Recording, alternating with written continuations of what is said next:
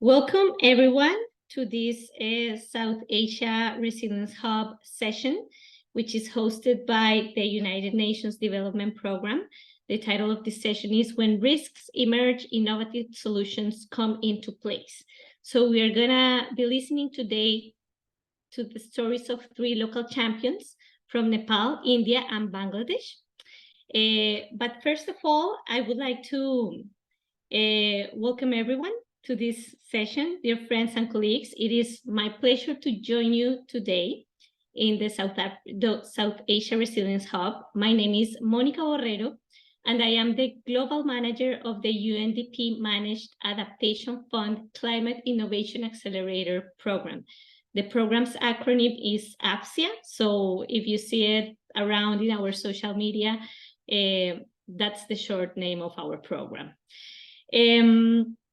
First of all, I would like to thank the ICAT colleagues for hosting us here, and also our AFCIA local partners from India, Nepal, and Bangladesh, who have joined us today to share their experiences and knowledge with us.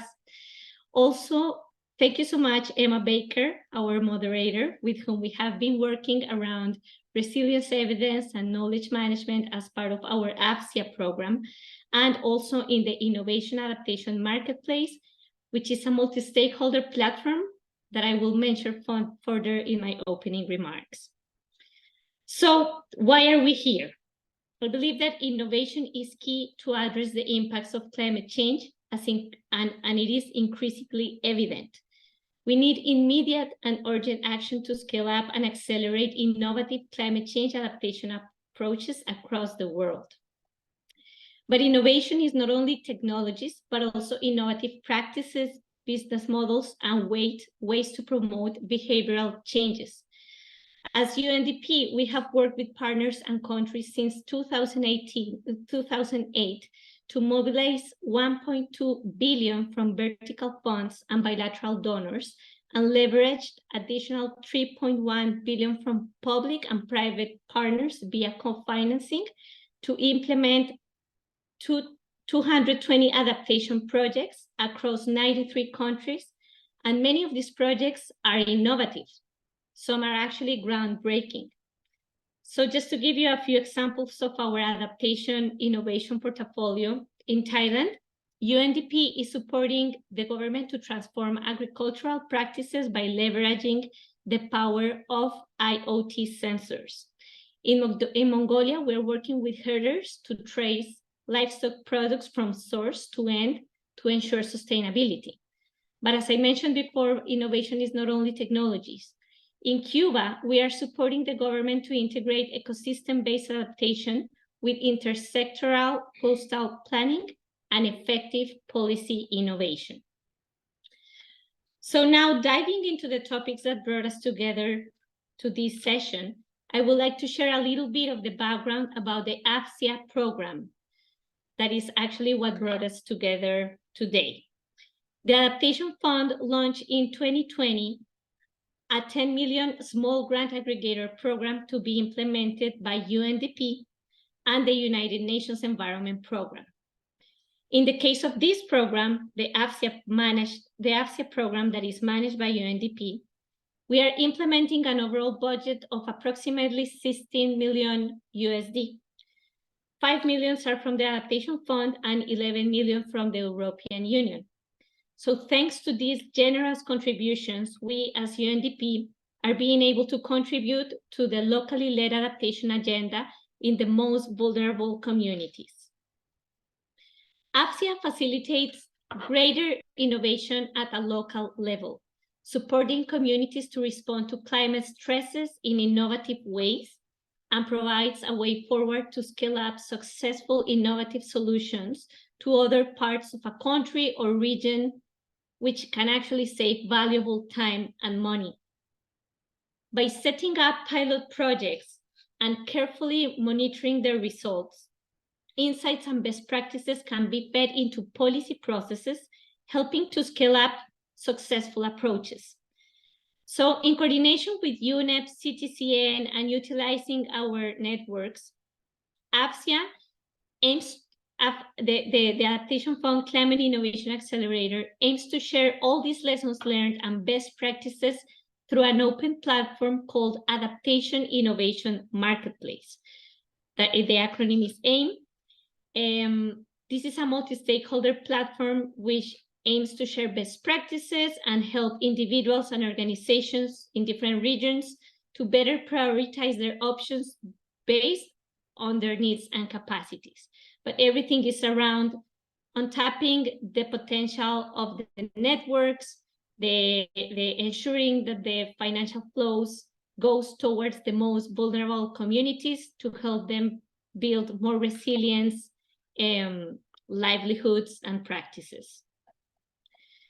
So the UNDP-managed AFCIA program is currently supporting 44 organizations in 32 countries to foster their adaptation ideas.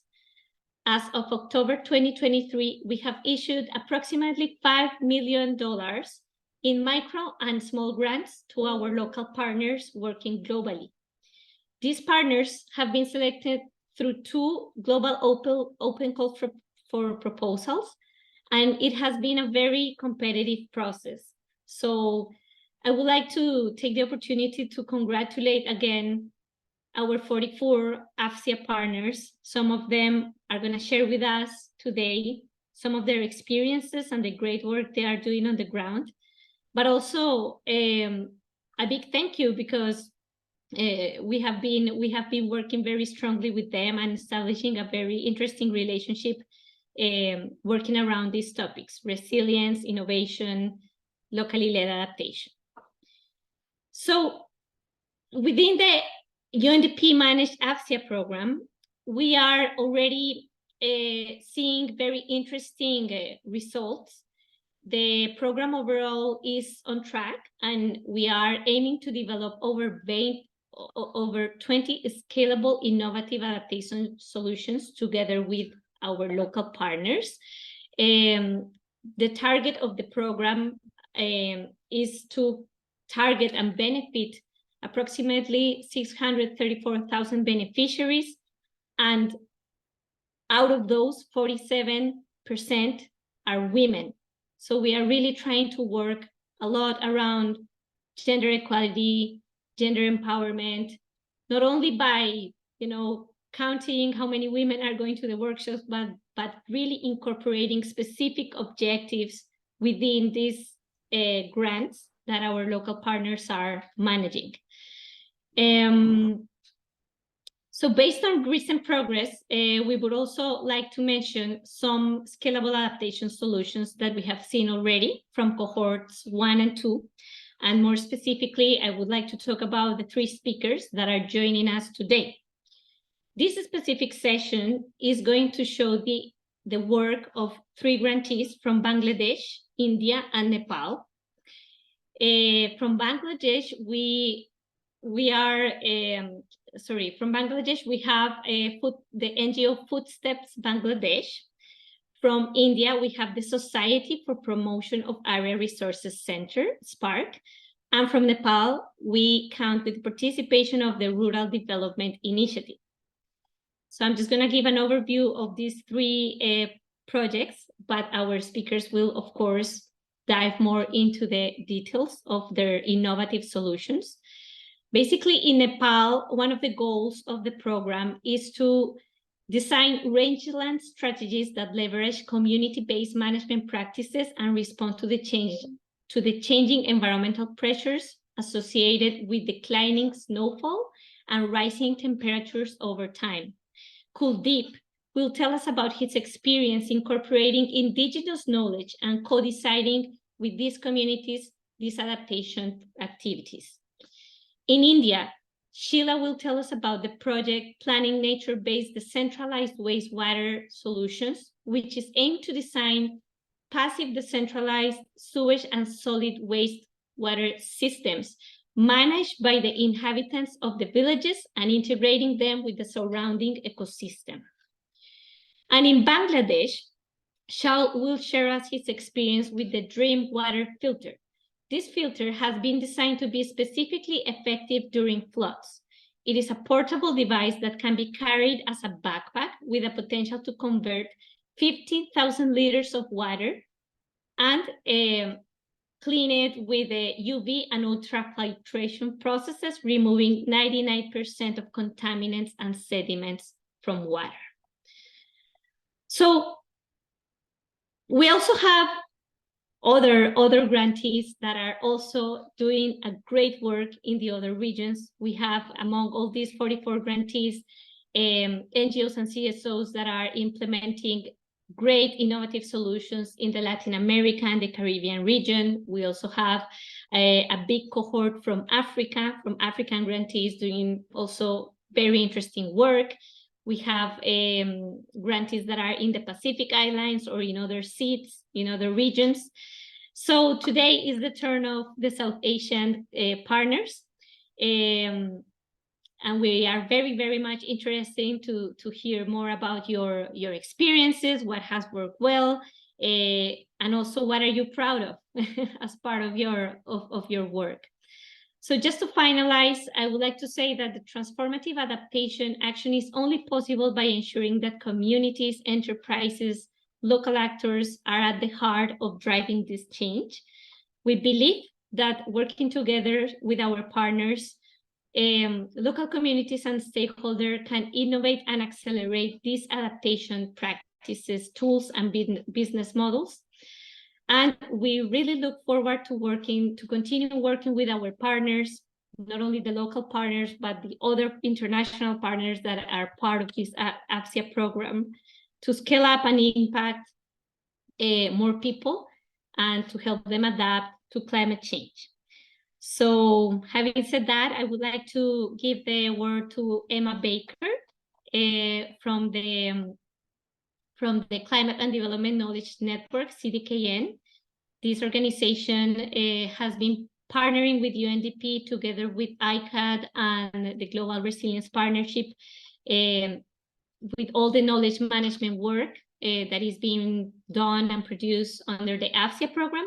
Thank you so much, Emma, for being today with us and for having accepted being the moderator of our session. Over to you. Thanks, Monica, and yeah, thanks for having me today. Good morning, good afternoon, good evening, everyone. So as Monica mentioned, my name is Emma Baker, and I'm the Knowledge and Outreach Manager for CDKN, the Climate and Development Knowledge Network, which is a program based at South North in Cape Town, South Africa. And just a bit about CDKN. CDKN works to improve the well-being of the most climate-affected people in the Global South, especially marginalized groups, through transformative climate-resilient action. And we work in partnership with public, civil society, and private sectors to mobilize knowledge, leadership, and capacity in the Global South from local to global levels. And as Monica mentioned, CDKN is one of the co-leads of the Resilience Evidence Coalition, formerly the Resilience Knowledge Coalition, which is hosted by the Global Resilience Partnership and co-led by CDKN and ICAD, as you know, who are hosting this regional hub conference. And the Resilience Evidence Coalition is informed by a learning by doing approach, working to amplify and diversify Southern voices on resilience evidence. And it's a network of networks of individual members that connects existing initiatives and builds on their successes through a systemic approach so that they can become greater than the sum of their parts. And so the coalition is one of the knowledge partners for AFCIA, providing knowledge brokering and capacity strengthening support to grantees, as well as documenting and disseminating lessons learned and sharing experiences of grantees, both locally and internationally. So without further ado, let's move on to our three speakers for today. So after each presentation, we'll be taking a few clarifying questions, but then we'll have a time for a more in-depth question and answer session after the three. So please do put your questions in the chat box as we go through, and then we can ask the clarifying ones after each presentation, and then a full Q&A afterwards. So our first speaker today is Shah Rafayat Chowdhury. Shah is an award-winning environmentalist and social entrepreneur from Bangladesh, who founded Footsteps, a next-generation organization driven by the mission to empower communities to become resilient to social, environmental, and economic challenges.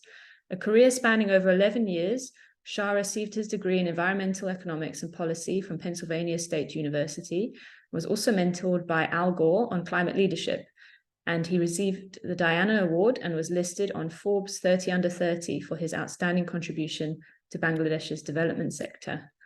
Wow. So Shah, over to you, and please feel free to share your screen and share your slides directly, and we look forward to hearing your experience. Thank you so much, Emma, for the introduction. Hi, everyone. Hope everyone's doing well. Before I start, I actually want to apologize a bit if I'm coughing in the middle. I have a sore throat, so apologies beforehand. I'll start sharing my screen. 1 second. Can you guys see the screen? Yes. Yes, 1 second. Let me do. Okay. Hi, everyone. Again, once more, my name is Shah. I am the co-founder and president of Footsteps, and today I'll be presenting about our project Dream Water, where we are empowering women and converting flood disaster into hope. Before I begin this presentation, I want to share a bit about this photo that you're seeing over here. The water that is in this picture is actually flood water, and the woman that you see in this picture, her name's Rokeya. This picture was taken last year during the Northeast flood in Bangladesh, which is considered the worst flood in Bangladesh's history, where Rokeya used the blue device in this picture to convert 15,000 liters of the flood water around her into drinking water for emergency response. So this is just a bit of what we've been doing with this project, Dream Water. So a bit of an introduction about us.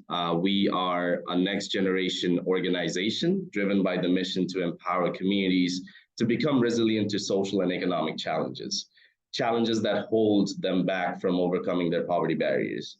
And as a next generation organization, we prioritize and maximize future social and economic benefits of individuals and communities, solving social issues for a lifetime through community empowerment.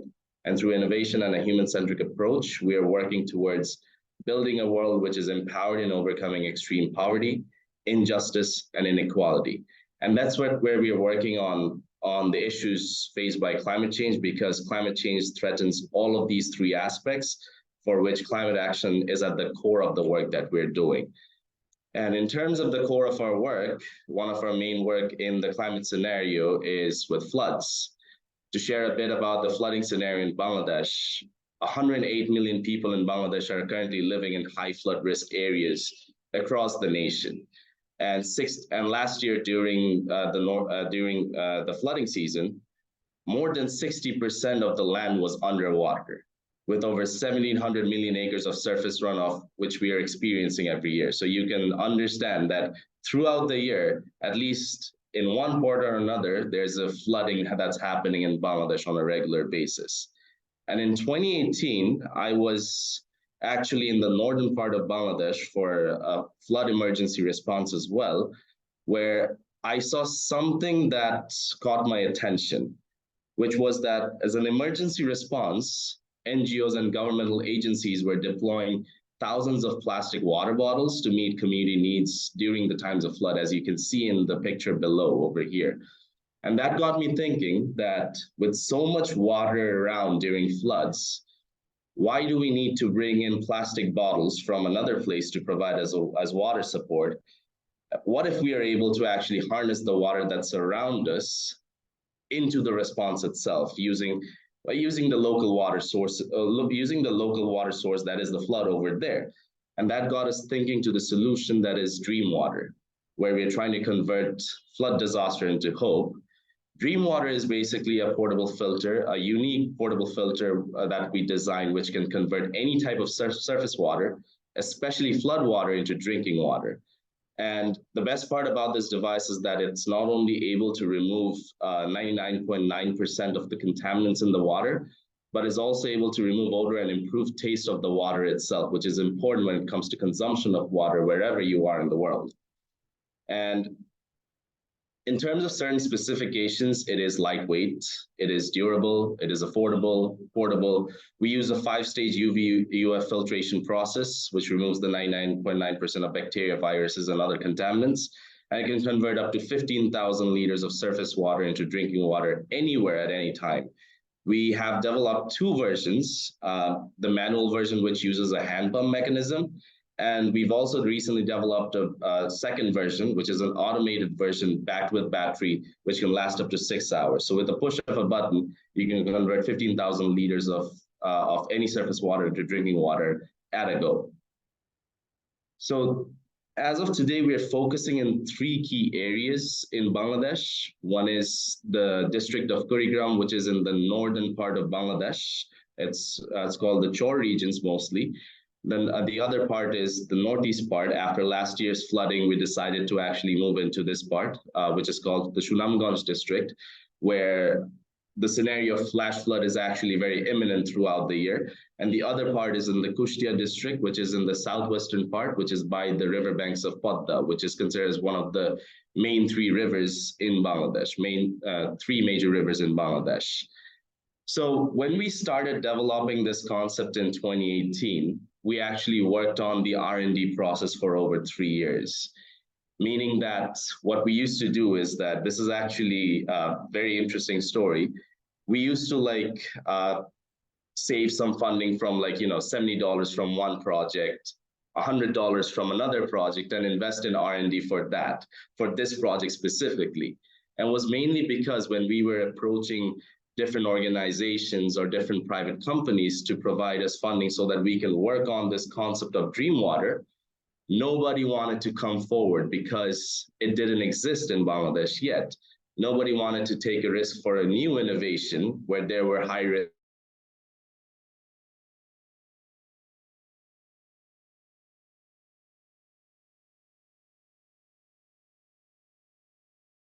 And throughout the years, everybody wanted us to go for trips. Most are traditional because the resources that are mobilized aren't coming from an innovative approach because people want to go forward with approaches that are proven, which have low risks of failure as well. But throughout the years, we've been trying, we've been failing. And in 2021, an Australian-based nonprofit called Just People came forward and actually gave us $3,000 USD to actually pilot the Dream Water portable filter on ground. And I'm grateful to both Joe and Christy, the founders of that organization, for actually believing in us, because we're able to do what we're doing today with Dream Water because of their support in the initial days. And with their support, we actually implemented the first 9 filters on ground, where we trained and empowered 9 rural women to become the first disaster respondents as well as water entrepreneurs using the Dream Water filter in the northern Kurigram district of Bangladesh. And this is the picture of the 9 women entrepreneurs and disaster respondents with the first version of the Dream Water filters. And even till today, they're using the filters on ground to act as disaster respondents in their own respective areas. So if we are looking at the roadmap, in 2018, the concept for Dream Water was developed. Till 2021, we worked on the initial research and development stage. We piloted it in 2021. And in 2022, we were actually able to integrate Dream Water portable filter within national disaster responses, which brings me to the Northeast flood response in 2022. In 2022, the Northeast flood affected the districts of Sylhet and Sunamganj, which devastated the livelihoods of 2 million people, and is considered as the worst flood in Bangladesh's history as of today. And during this flood, organizations such as CARE Bangladesh, Asaniya Mission, Shakti Foundation, and its Humanity Foundation commissioned the Dream Water filter from us for their own emergency responses. And during that flood, we were able to deploy 26 Dream Water portable filters on ground, which was able to convert 390,000 liters of flood water into drinking water, which saved over 100,000 plastic bottles of water from being deployed as emergency response. So as of today, we've actually deployed 67 Dream Water portable filters on ground, reaching 1,400 customers with the water produced. We've converted over 450,000 liters of flood water into drinking water, and we've saved over 100,000 plastic water bottles from being deployed for flood emergency response. And right now, in the scale-up phase, that's where UNDP ISGAP is coming in. With the ISGAP funding, we're actually working on empowering an additional 50 women to become both flood respondents and water entrepreneurs using the Dream Water portable filter in 3 sub-districts of Kurigram, which is the northern flood-prone district of Bangladesh, where we are focusing on 3 key areas. We are investing in further development of the Dream Water filter itself. We are investing in building value for surface water as a drinking water source, because through various awareness programs and marketing schemes, because once we are able to build the value for surface water, people will start moving from traditional groundwater sources towards surface water sources, such as ponds, lakes, and even flood water itself. And the last but not least, we're going to be conducting entrepreneurship and DRR training to build both climate and economic resilience in these target communities as well. So we're planning to utilize the women network that we have to build climate and disaster resilience to floods in the north with the funding that we're currently receiving right now. This is our team that is working hard on making this project as successful as possible, carrying forward the dream with the Dream Water portable filter.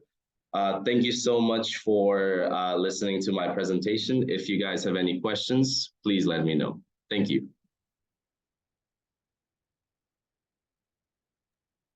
Thank you so much, Shah. Wow, that's really incredible work that you're doing, and yeah, very, very inspiring to hear. I see a hand from Maria. Would you like to go ahead? And anyone else who has a question, please raise your hand or put it in the chat box. Over to you, Maria. Oh, it's Sheila. Hello, Sheila. This is not Maria, this is Sheila. I think I got Maria's connection because mine wasn't working. So Shah, brilliant, brilliant, brilliant. I am so proud to see somebody developing such an amazing process. So my question to you is, this needs to be universalized. This is an amazing innovation.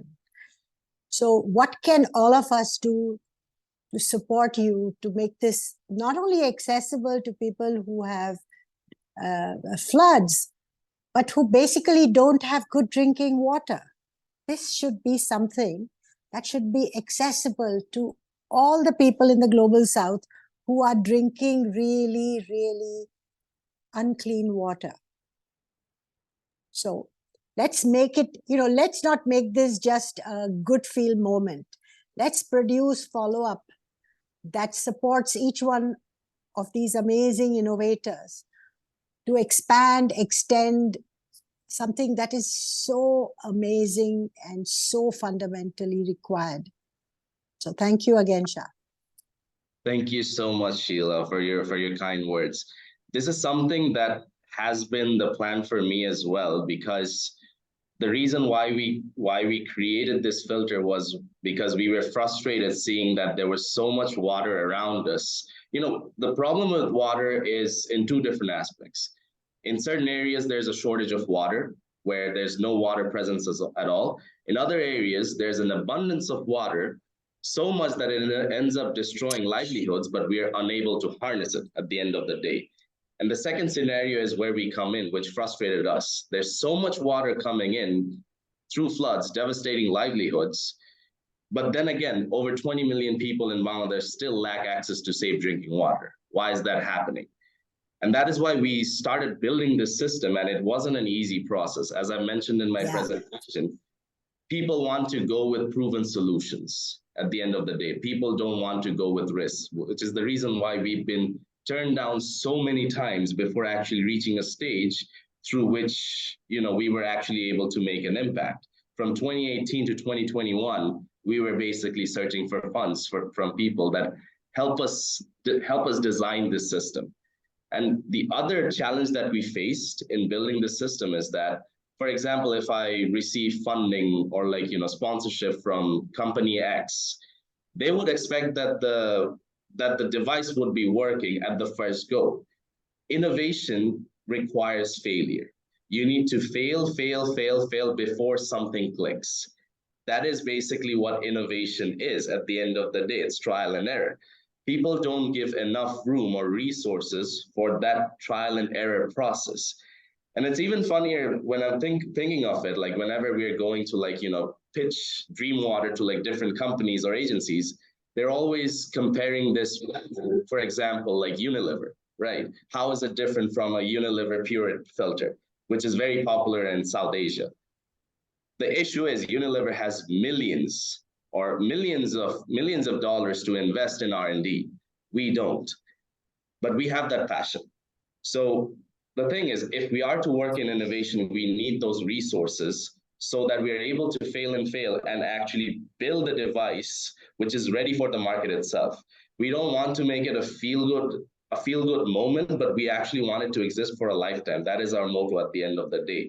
We want this filter to be, a leader in the development market as well, where not only like, entrepreneurs on the ground are deploying it, but different nonprofits, NGOs can actually use it as a development tool for their own WASH initiatives. So in order for that to happen, we also do need the belief and investments from the international community so that we have that room to fail till we succeed in building the device that we all dream of at the end of the day.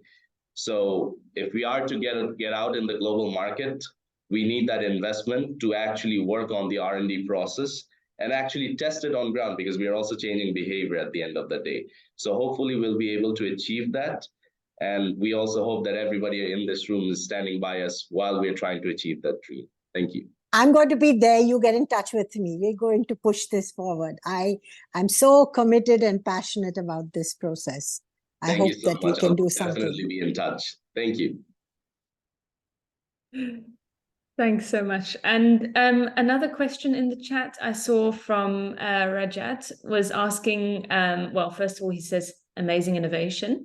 Have you had any challenges in terms of maintenance of the device on the ground?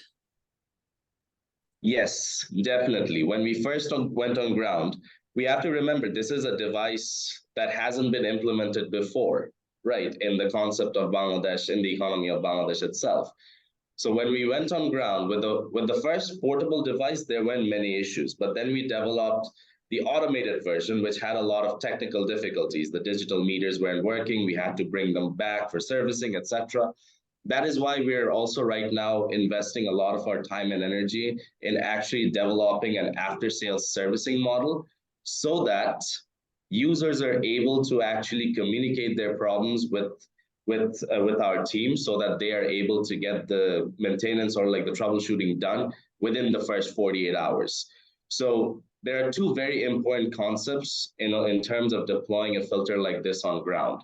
Number one is the building of value for the surface water.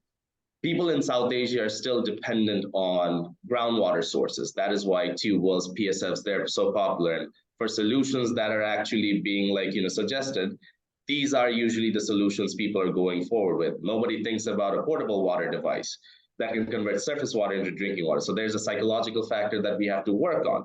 The second part is definitely the after-sale servicing, because filters require a lot of maintenance. How do we design a mechanism where we are able to provide those customer needs, the customer servicing needs, within the shortest period of time? So these are some of the things that we are working on, and success doesn't happen overnight. So like I said, a lot of failures before we achieve the right market. So this is something that we are also working on. That is why our team is actually on ground with the women entrepreneurs, so that whenever they're facing a difficulty, we're actually able to go and fix the issue through a trial and error method. So everything is a trial and error method when it comes to innovation, which we are proceeding forward with this right now. Definitely. I think we have to teach development investors that, if big corporations can afford huge R&D investments, then who's going to do it in the public domain? Exactly. I think that's a very, and fear of failure is a big way to reject everything we do. And we need to push back on that as social entrepreneurs in the public domain. I think that's an important lesson that your presentation also makes. I would just add a note to that. The challenges with climate change it changes with time. We are talking about adaptation, yet when it comes to investments or like solutions, we are not adapting in that level. Maybe the solutions are not working out because they are traditional at this sense. That's right. So if we are to address challenges that are adaptive, we also need to create solutions that are adaptive at the end of the day. So we need to build that mentality where we are ready to take risks in terms of investments or resource mobilization. If it fails, it fails. But at the end, we need to try and see if it works out. Yeah. Definitely. Thanks both. And just one more question here from Monica, as to what actually convinced your first investors to give you the initial $3,000 to test the pilot of the Dream Water? So I remember having a Zoom meeting with them. So we've been, Just Peoples, the organization, we've been actually associated since 2019. And when so they were funding some of our other projects. And then I shared the idea with them that this is something that I really wanted to do. And I shared the vision that I had, that imagine if we were able to harness all the water that is out here in Bangladesh. Not only are we going to be able to ensure safe water for the 180 million people with this water, but also export this water to countries that are actually facing the water shortage out there. Because at the end of the day, it's all about the distribution process and the harnessing process as well. So I feel like that is what sold the vision, because they believed that if they were the first to invest in this, they believed in this project that it would be something very big one day. And I remember just last week, I actually shared with them that we were able to secure this partnership with AFSIA, and they were over the moon, because when nobody believed in us, they were the ones that believed. So yeah, it has been a journey throughout that, but it's like that, you keep trying, you keep pitching, and you keep failing and failing till that one person says yes, and then you move forward. So yeah, that's basically the story. I guess that's what convinced them at the end. Amazing. Yeah, thanks, Shah. And there's another question for you, but I'm going to let you answer that in the chat, if that's okay, around the innovation of how the device works. And maybe you have any links, you can also share them there for people to look into it more. And I'd like to move on to our second speaker, who is Sheila. And Sheila, I'm just going to introduce you. So I'm sure most people are familiar with Sheila. But Sheila Patel is the founder and director of the Society for Promotion of Area Resource Centres, SPARC, an NGO based in Mumbai that has been working since 1984 to support community organisations of the urban poor in their efforts to access secure housing and basic amenities and seek their right to the city. SPARC has been working in alliance with two community-based organisations, National Slum Dwellers Federation and Mahila Milan, women's collectives in slums, that are active in 70 cities in different states of India. Sheila is a founder amongst many of Slum Dwellers International, a transnational social movement of the urban poor in Asia, Africa, and Latin America. Among other things, Sheila was a commissioner of the Commission for Adaptation to Climate Change between 2018 and 2020. Over to you, Sheila. Would you like to share your own screen? Otherwise, I can share for you. Yeah, please do that for me.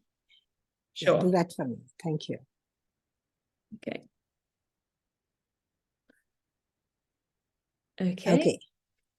Thank you. Go for it. One sec. So it's a wonderful segue to be here after Shah. He reminds me of all of us 40 years ago, ready to go where nobody else was ready to go. Just go ahead. And as you mentioned, we started our work with people who live on the sidewalks of Mumbai. And we started working with them long before we started SPARC from 1980. We developed a methodology that we called aggregation for negotiations, where we collect census-like data on every single household living on a particular form of encroachment in the city to produce a negotiation that will force the government to transform its rules and regulations to accommodate these people. The women designed their own homes. They developed their own mechanism for relocation. And what you see at the bottom of the picture is the first 500 households who designed and with us constructed their first homes, on the basis of which, over a period of 20 years, the 30,000 households who lived on the pavement for 3 generations have begun to get housing. Go to the next slide, please. This is another very interesting thing where slums which are along the railway line, you know, all of us, not only in South Asia, but Africa and Southeast Asia, there are a lot of encroachments along the railway tracks that make it impossible for upgrading what is a critical public good of public transport. The National Slum Dwellers Federation formed a federation of these households, did the same census strategy, designed a rehabilitation solution, and now most of the households who are affected by infrastructure now get housing.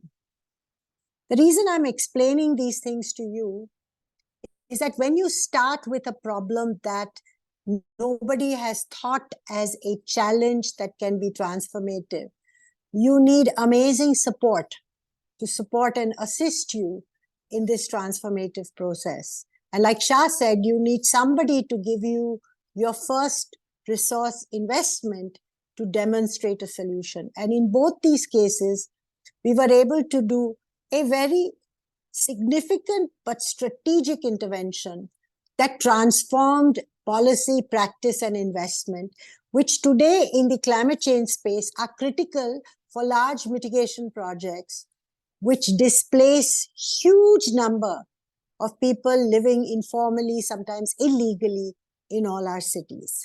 Let's go to the next slide, please. So at the present moment, we're doing 2 projects. I'll just come to the one that's part of this networks together. But this emerges from our own realization that 92% of people who live informally and represent about 45% of the city's population, definitely in South Asia, but in Africa and Asia, 92% of the people design, construct, and finance their own homes. So we've begun a campaign, which is a flagship of the Race to Resilience, that seeks to support these households with new technology, new climate science to make them resilient to wind, rain, and sun. And this is ongoing, and the whole campaign is called Roof Over Our Heads, which in all Asian languages means a secure shelter. Next slide, please.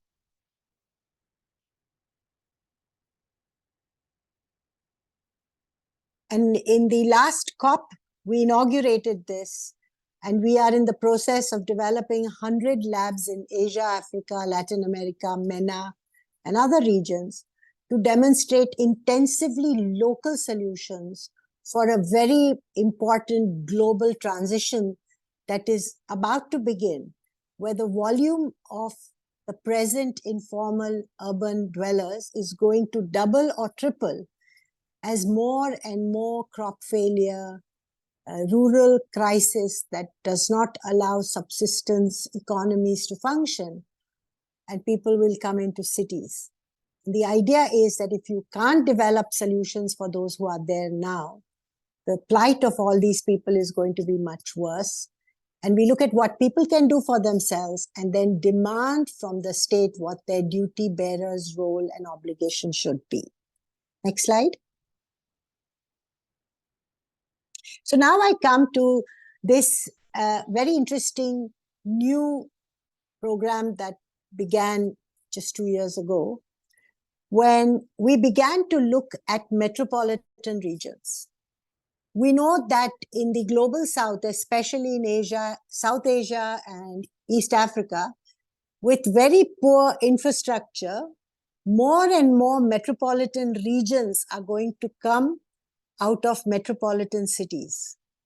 So in India, we initially had Mumbai and Calcutta and Delhi as the metropolitan cities, which became metropolitan regions. And now we have 10, and we anticipate we'll have another 15 or 20. What this means is that the city overwhelms its peri-urban areas and gobbles it down and becomes many cities where it was rural. And in most instances, it destroys the flora, the fauna, the water base, everything in order to urbanize that place. And now in the climate change space, everybody is talking about nature-based solutions. Well, you start nature-based solutions after you've destroyed nature. So in this case, using the strategy and the perspective and the ideology that we as a network of organizations have, we did the same thing that we did for us in the city of Mumbai to the metropolitan region. We had heard about a network of communities living on the edge of water bodies, fighting the Metropolitan Regional Authority from appropriating this or reallocating the land use of those areas. And they won the case in the Supreme Court. And it was brought to our notice that there were thousands of such water bodies in the metropolitan region, which is 34% urban and 66% rural, with Mumbai and 12 other municipalities. And when we did this aerial survey, I mean, this satellite survey, we found that there were 3,071 water bodies, which was around 100, of which about 1,200 water bodies had settlements around them. And together, this represented 1,100 hectares of water bodies that required detailed, urgent, and environmental restitution and restoration. Now, this is such a huge volume. It overwhelmed us. We said, what should we do with it?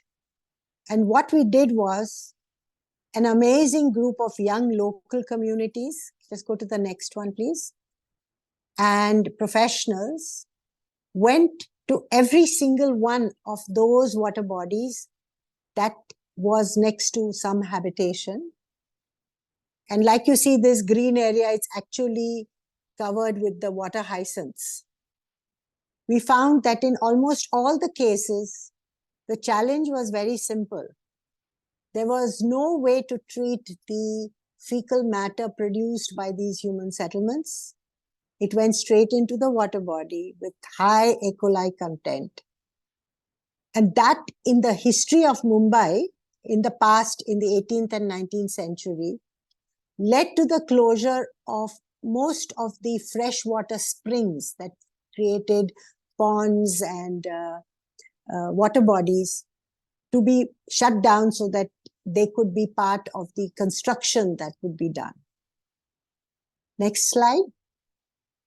So, since this was such a huge process, the team identified one community, which is called Ganeshpuri Talav in Bhiwandi, where communities and the Residents Association and the Federation, along with technical support, began to redesign how to improve the quality of the water, to provide ways to not allow the fecal matter to go into the water, but to produce interesting stakes for the Residents Association to make this a water body that would provide them livelihoods and provide them with supports to make them protect it, nurture it, improve its quality so that it not only improved the environment,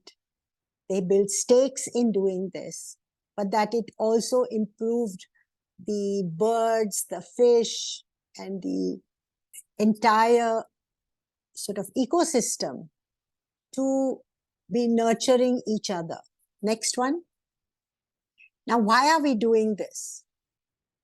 In Maharashtra, I mean, the details are there, but politically, what we realize is that MMRDA, the rural ministries, the tribal ministries, because most of these areas are also tribal with indigenous communities, have substantial allocations to improve people's lives and livelihoods. But it always falls between the urban and the rural. Since this is on the border of the urban and rural area of the metropolitan region, we're looking at ways by which this will demonstrate the value of this to the urban as well as to the rural part of the metropolitan region.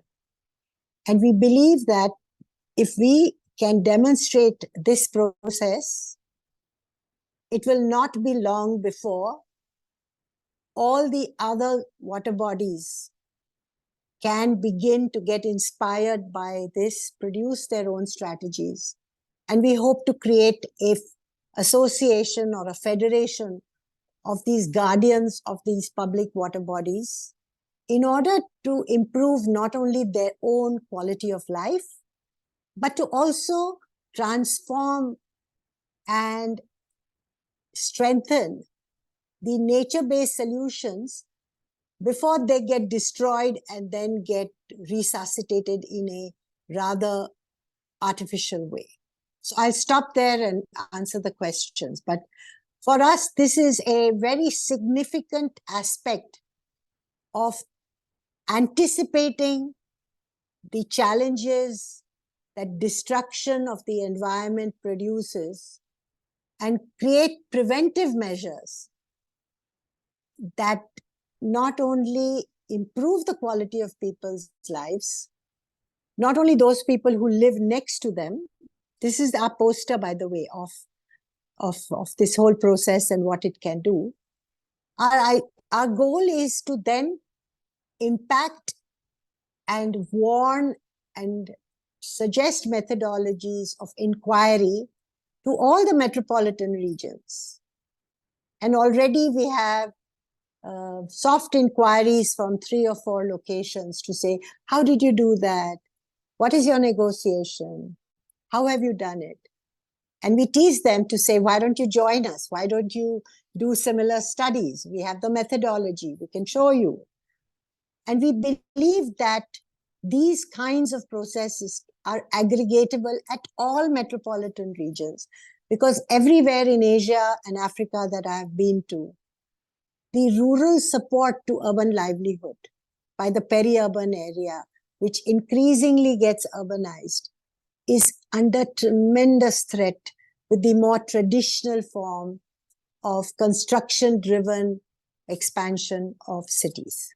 Thank you.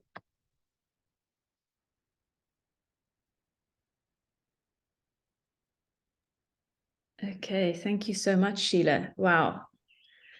Incredibly interesting and yeah, amazing work that you're doing there. Thanks for sharing. Does anybody have any questions for Sheila? Please feel free to raise your hand or put them in the chat box and I can read them out. Or any comments, doesn't have to be a question.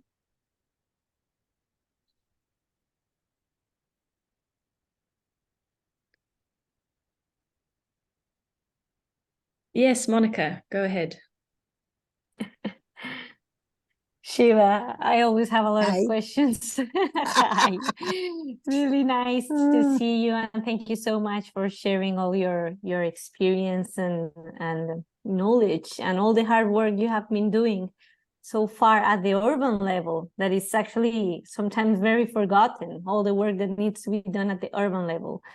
I just have a tiny question that I would like to understand or verify with you. With the last slide that you presented, there were like a lot of different animal species, and in the left side there was like a cat and a dog.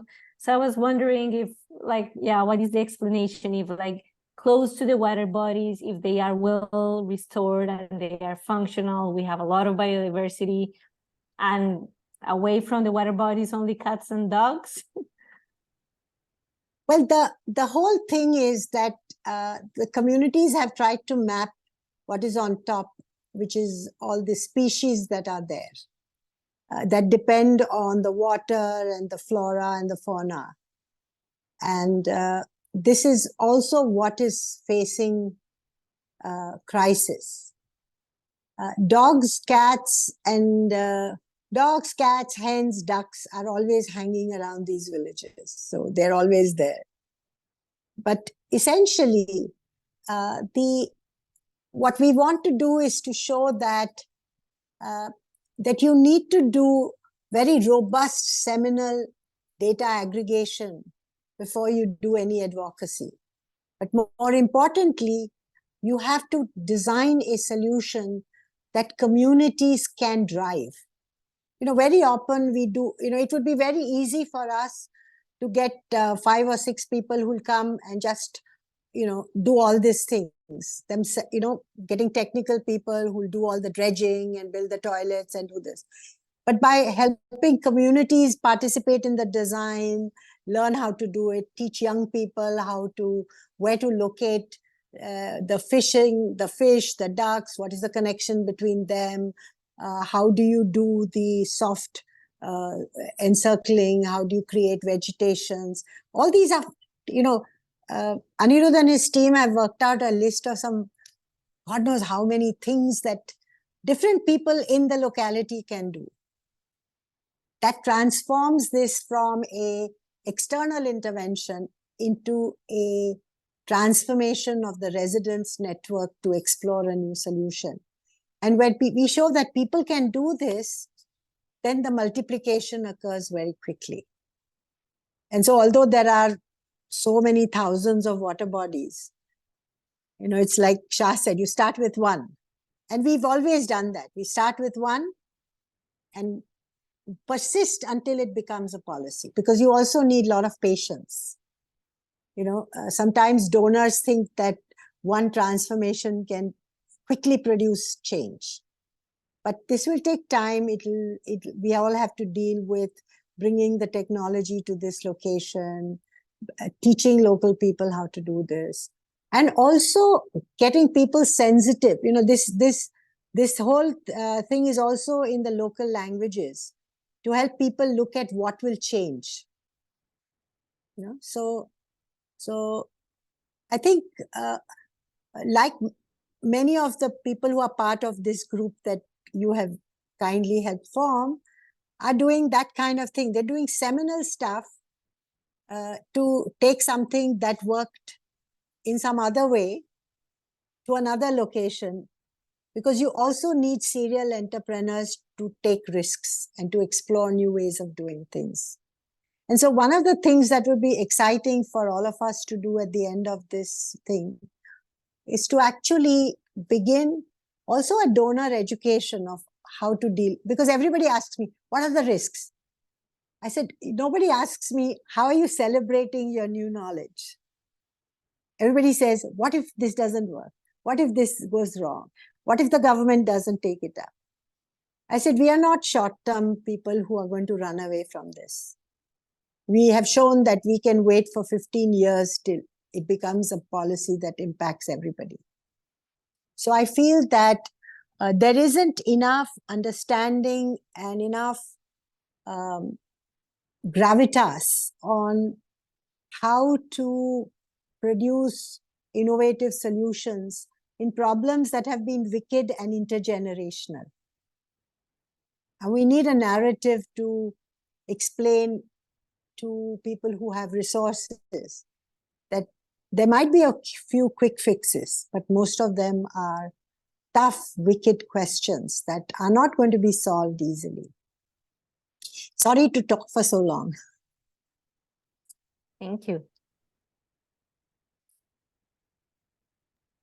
No, please don't apologize, Sheila.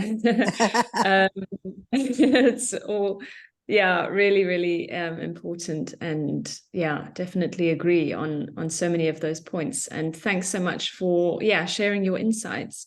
I'm just going to move to the last speaker, and then afterwards we can have more of a discussion. So we have Kuldeep with us. So welcome, Kuldeep. Kuldeep Bandhu Arial is the co-founder of the Rural Development Initiative, co-lead at the BRAC Social Innovation, and a fellow at the Ethereum Foundation. He has a demonstrated history of innovation management in the development and humanitarian sectors in both Nepal and Bangladesh. With overlapping personal and professional values, Kuldeep seeks to promote locally led adaptation, open source innovations, and whole of community approaches to make resource-constrained communities more resilient during times of climate crises and disasters and humanitarian responses. So over to you, Kuldeep. Are you able to share your own presentation there? Yes, I can share you. Let me try to share my. Okay, perfect. Hello, everyone. So while I'm trying to fix my presentation up, let me introduce myself. I'm again, introduction's been done, so let's go straight away into the topic. So I'm here representing today the Rural Development Initiative, and one of the things that we've been working on over the past 8 years since our inception has been on how to kind of enable a community-led approach to development, especially as Nepal transitioned into a federal state, with local municipalities being kind of getting a lot more and more sort of say in development, resources allocation as well. We wanted to see if this sort of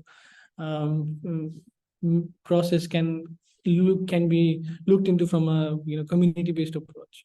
So this is a project that has been on that we initially envisioned in 2017, and finally, due to support from AFCIA and UNDP, we've finally been able to realize our vision onto the ground. The project's name is Knowledge It's Landscape, and the main principle of the project is to identify local adaptation practices and interventions and implement them on the ground for drought reduction and also better water management practices as well as rangeland practices. And as part of this, an important element has been on adhering to the locally led adaptation principles for us. And we're going to, in the next few slides, I'm going to show you what we have done till now, what is our process method, and how we have taken some of these locally led adaptation principles and kind of implemented it or embedded it into our processes. So let me start with giving an introduction of the location that I'm in. It's the Mustang Valley, where our project is based at. It's also called the land beyond the Himalayas. It's the last forbidden kingdom. It's one of the few places in the country where you can see the mountains, some part of the mountains from the south. It's the source of many rivers. That valley is a source of many rivers that flows and gives life to life to the country in the hills and the Tarai region. But the challenges around drought conditions, the glaciers that are melting, the permafrost that is shrinking, erratic rainfall that the area is getting, and the reduced snowfall is leading to diminished water reserves. And one of the major groups of people that are impacted by this are herders. And herders have issues with acute water scarcity. They got the grazing lands are diminishing because of the drought-like conditions. And what this has done is it's jeopardized their age-old pastoral livelihoods. And in addition to the herders, when having issues with water when they go herding, as well as the livestock not getting good supply of water, the communities are themselves struggling in a place where it has been place like Mustang was shielded away from the Western development notions for hundreds of centuries, right? And then it's only been recent that a place like this got exposed to Western development, Western forms of Western ideas of development. And it's the entire region and the people are struggling with trying to adapt to this. Climate change is a predominant issue, but how do we do development? How do we look at development, and what is development? Those notions are itself are at battle and a constant, pitted against each other every day, as we see on the ground. So, it's Mustang, the location is above 3,000 meters, 3,500 meters to Mustang Valley. It has predominantly it's an agricultural based economy there, but there is an increasing sense of tourism that is coming in with youth traveling for trekking, but the region is facing constant struggles. One of the things that we really like to show the scale is to like paste out, create these massive landscape through images by pasting out different images when we are in the field, so that all of these images will really show what is the landscape, puts us in that place. So as part of the design process of how to go about solving drought issues, we decided that we should not go from a solution-based approach. If we are to look at designing solution that is sustainable and has at a minimum do no harm approach to intervention, we need to follow principles of locally led adaptation. So the first design process, first step that we did was kind of situating our knowledge around the context of Mustang Valley, the local community, their history. We gathered indigenous knowledge and adaptation practices. We've identified different sort of compounding and multi-layered vulnerabilities that are both resultant of the climate change that is happening, but is also that has socioeconomic, environmental, and other poverty and other layers of vulnerability attached to it, which because of the changing nature of climate gets compounded. The other thing after that we have done is to kind of understand the ecosystem, try to get a foundational understanding of the socioeconomic complexity, topographical, ecological, hydrological system of the project. So kind of looking at how traditional knowledge that has been of adaptation that has been done since centuries, how are we then how does this sit with the current ecological scientific knowledge, right? So that is we did that work, and we also developed a co-design process where we developed a methodology of engaging with the community from the get-go, like from the problem identification step to kind of realization of the scale, then co-designing solution, and then co-designing the solution that also approaches to adaptation. So what we wanted was, since the communities have been adapting to climatic changes for centuries, we are not bringing new knowledge there, right? What we are bringing is some sort of maybe a particular enhancement at a particular angle of that adaptation practice. But these people generally do have answers for solving their own solutions, so own problems, right? I think as Sheila-ji mentioned about communities themselves are capable, if individuals come in and do their work, the communities themselves are capable of maintaining their environment and ecology and putting it at a balance if traditional knowledge is also combined. So during this co-design, I mean, we did these are example pictures of our field notes. We take rigorous field notes. Our field team consists of architectures, landscape, architecture, community engagement people who have experience on climate change and conservation, as well as people with background on social innovation work. So we go to the field. We look at how the practices of if you look at the image one, you have current designs of houses and how they are set up. And then as you go through the process of how to design a potential solution for conserving water, you see a waterhouse design that is at the lower front of the image that I'm sharing, which is a kind of iterative design of the traditional design practice, right? All of this, again, these are not final design, these are field notes. What we also there do was since our major portion of the our core beneficiary groups were the herders, and we wanted to set up like a proper co-design workshop on rangelands. We engaged herders from 8 different villages over a period of almost a month and a half, where we would bring them in overnight into a location and kind of get them to kind of come up with the specific criteria of challenges, the kind of rate them to the level of like what the relevance of the problem they want to solve, and then coming up with the identifying the traditional adaptation practices that they used to solve, that they used to implement to solve the problems before, and then and since those situations are already changing, what can new scientific techniques and processes can enhance that. So, the co-design session started from like 6 p.m. till 4 a.m. in the morning, because the herders have to go in the morning at 5 and take out their livestock into the rangelands. So they had given us time overnight for many nights at multiple different villages, right? All the places we went to, we worked with herders. We also had like local, indigenous communities.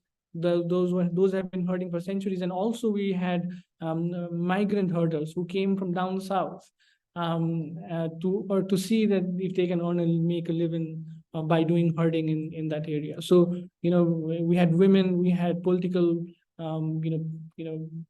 personalities of that location coming in and helping us to do this. So this is a quick video of a co-design, a night in the co-design workshop, where we put in real maps, topographical maps, like in front of the people, looked at where they have traveled, because they have traveled all these locations while they are herding, but then try to find out like what are the problems that they're facing, as well as like what did they used to do and what has changed. So after that, we've come up with, we started doing the pilot design with the community. We've developed 5 different pilots. One is still under development as an additional, as a result of the co-design process.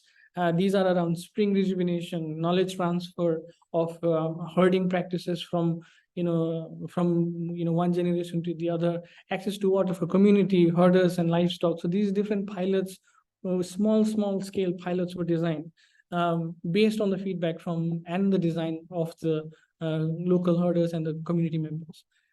We are in the process of implementation right now. The implementation is to start from start from actually next week onwards, where we are implementing the pilot in partnership with the local community, in going through a 6 months of rigorous evidence generation and monitoring of the pilot and its impact. And then finally, we'll also, develop our way of disseminating knowledge is to develop open source, toolkits and design and sharing the methods of co-design that we have prepared as knowledge materials, our impact report, and also advocacy links to materials that we want to share to show the challenges of, climate change in the most, hard to reach areas of the country. So this is these are the 5 initial kind of pilot that we have designed in Lubra, Kinga, Jarkot, and Muktinath area. One is around aquifer revitalization. The other one is providing water filter stations in the trekking line, in the rangelands area, for herders to drink potable water. So there are, essentially, talking about local knowledge, there are different sort of water that is, people talk about 3 different types of water in that area. Like first is the Bachachu, which is the mineral rich and is not potable, right? Water. The other is Chachu, which is spring water, which comes from the permafrost in the rocky areas, which is drinkable. And the other is Kangchu, which is the water that is directly from the melted ice as well. So 3 different water have different sort of potability criteria. So we are looking at designing specific intervention for the kind of filtering, as well as sort of managing that water management system in the rangelands area. We're also doing water source survey of the points of spring just below the permafrost, where we are mapping using drones where those water points are, and also mapping the topography so that if there is any sort of challenges around repairing and maintenance, the pathway is already there. We're also looking at trail renovation, because we found out that there is one trail that has been damaged that was that used to open up access to bigger rangeland to the local herders. But because of the trail being damaged, the current rangeland is being overused, right? So we're looking at see how we can do trail revitalization work. We might not be able to do the full actual trail revitalization, but we have promised to the community that we'll at least develop plans for the trail trail renovation and sharing that with the local government. So I'll go into a sort of how we are bringing in adapting, principles of locally led adaptation, right? There are 8 principles of locally led adaptation. The first one, devolving decision making to the lowest appropriate level. In our project, the entire process of baseline analysis, problem defining, co-design, pilot design has local communities actively engaged. The field team members are themselves from the local community, right? With regards to addressing the structural inequalities faced by minorities, we have brought into the conversation local indigenous communities, women leaders, minorities, migrant herders, religious leaders, local politicians, where we engaged individually and in groups during our co-design process.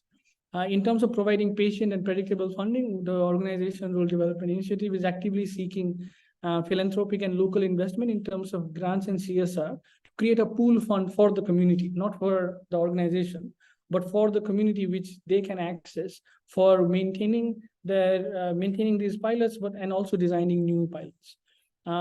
We are, in terms of investing in local capabilities, we are actually designing an apprenticeship program where the transfer of rangeland management from local experienced herders is transferred to the local to the upcoming immigrant herders who do not know sustainable rangeland practices, right?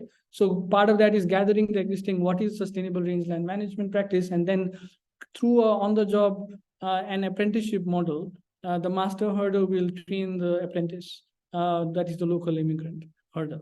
So in terms of flexible programming and learning, I mean, we're really thankful to AFCI and UNDP that allowed RDI to go via a process first approach rather than a solution first approach. So you can see that throughout the process that we went through, at probably the midway, we came up with what we really want to do, right?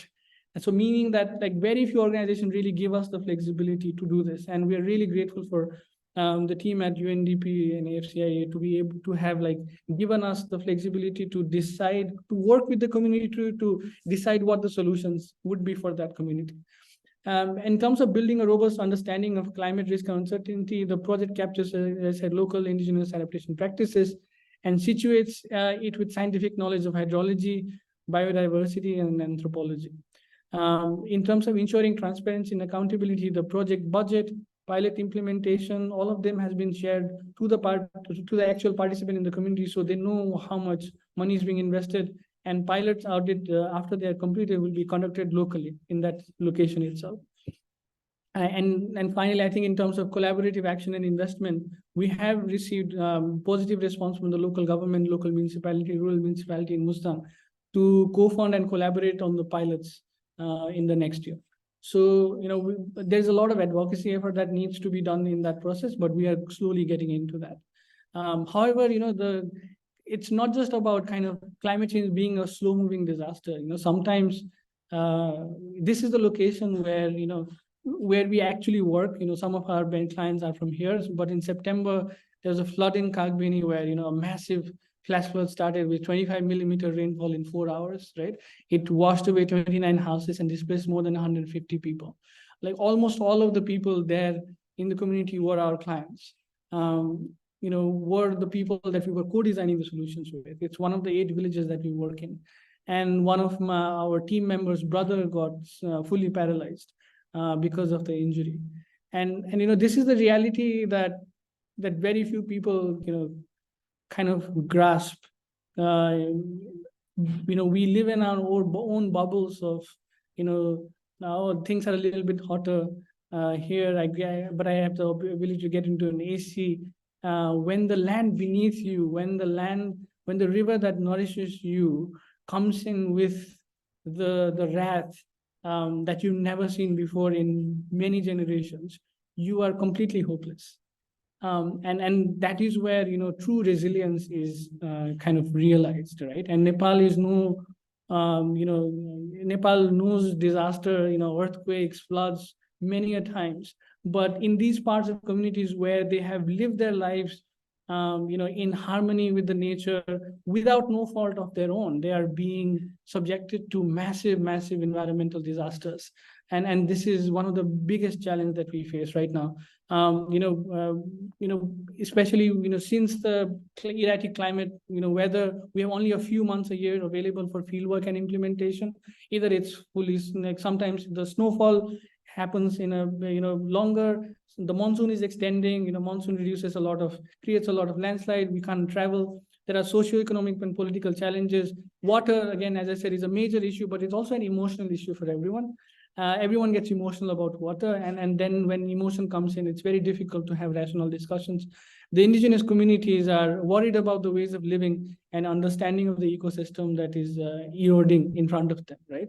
And there is a big, since Mustang Valley is in part of a massive, big conservation area, Annapurna conservation area, now that there is a new conflict that is emerging around conservation versus adaptation, right? Do people have the right to adapt and change their environment to live their lives, or do they not, or are they allowed to even take water samples or soil samples out of that place and get it tested because of there is conservation issues.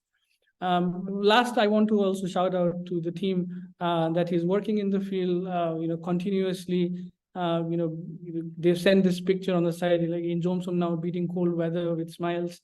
And they were sharing their plan tonight to discuss on the strategy of fieldwork, right?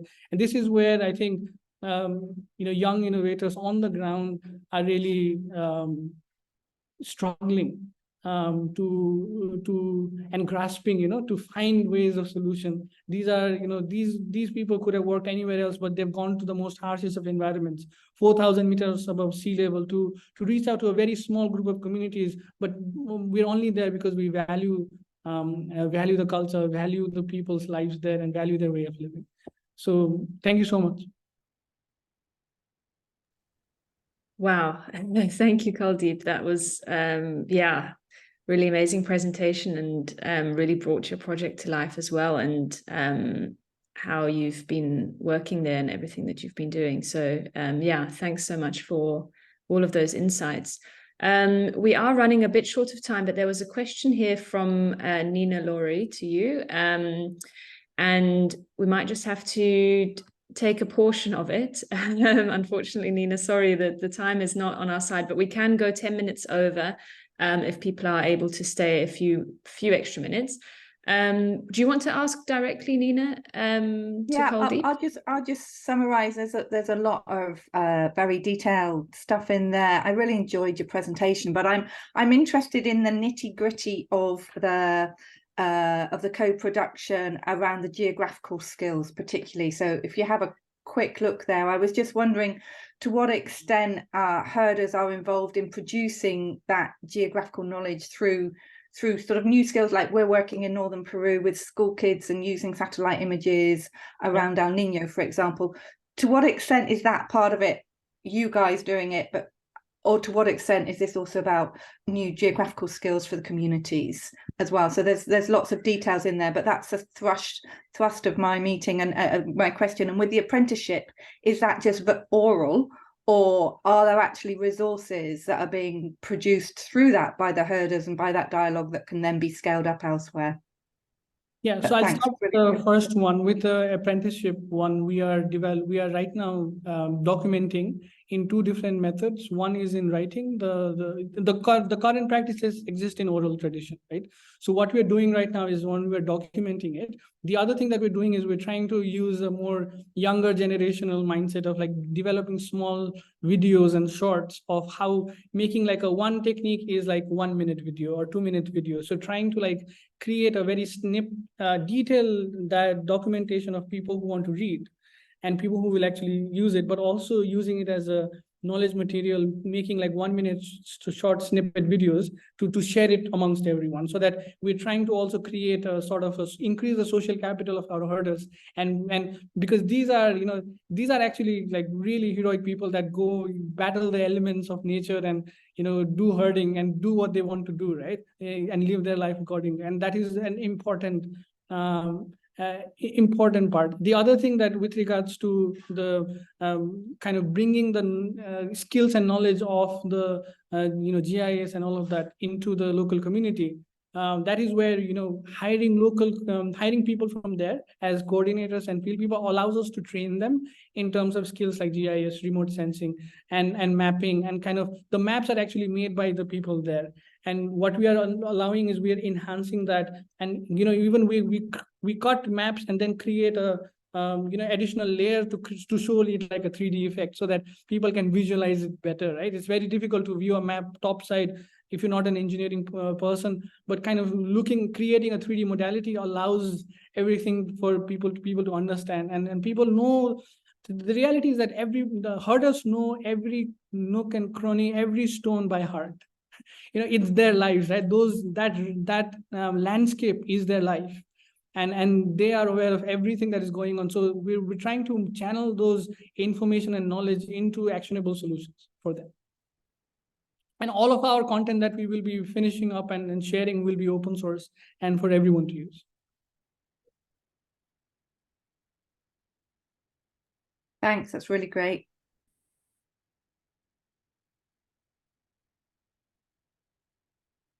Yeah, thanks, Kuldeep. So with just a few minutes left,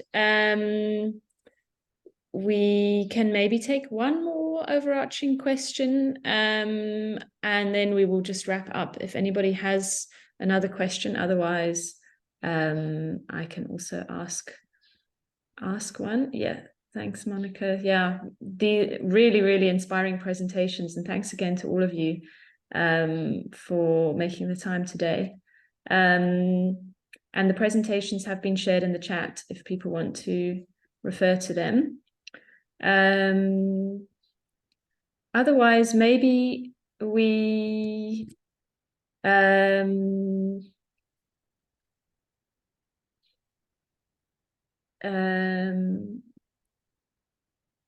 yeah, sorry, I'm just trying to calculate the timing. I think maybe it's better that we wrap up now and don't get into long discussion, even though there's so many things that we can be discussing, because just so many things came out through these presentations, and I hope that we'll have more chance to discuss, and hopefully if people are joining other sessions at this conference, there'll be a lot more time as well for engagement and interaction with each other.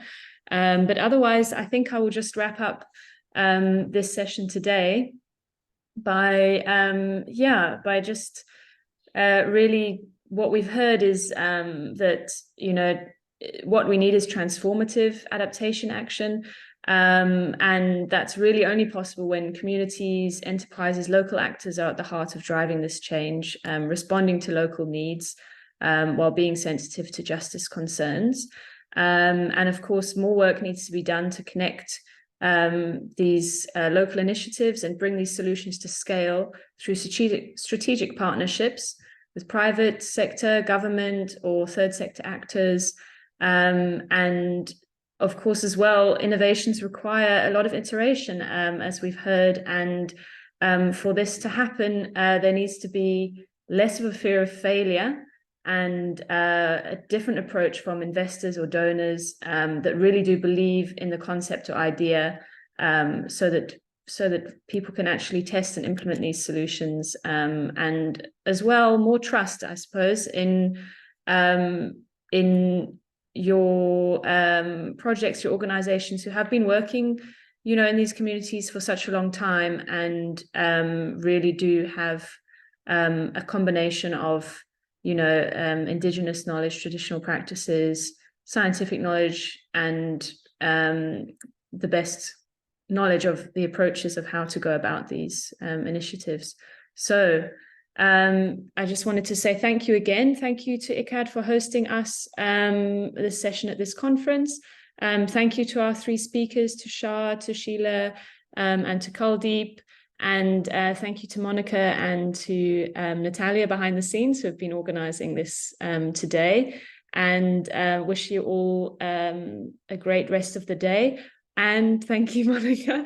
I totally forgot. We would like to do a screenshot of all of our cameras. So please, if everybody could just turn their camera on for just 1 minute. And I think that our colleagues at ICCAD will be taking the screenshot, if I'm not mistaken. Fatin, yes, okay. Do you want to direct us or tell us when to smile and everything? Thank you.